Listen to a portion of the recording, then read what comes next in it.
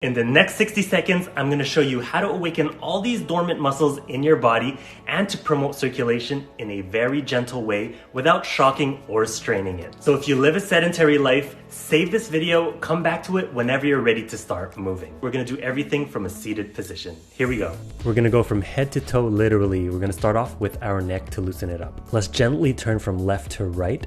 Now forward shoulders from a sedentary life is very common. Let's do some reverse rolls to counter it. Now a lot of us have a hard time bringing our hands over our head. If we don't practice it, we will lose that ability. Do some angel wings, but follow your limit. You might not be able to reach too far up. Let's open up our chest and at the same time activate those back muscles.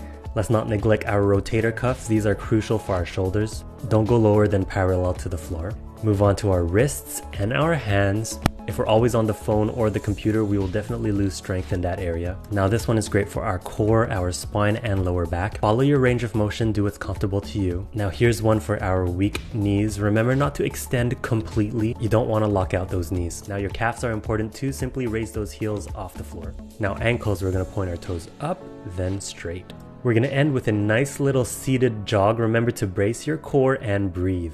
Do this for as long as you want. This one's for your heart and circulation. I really hope this helps.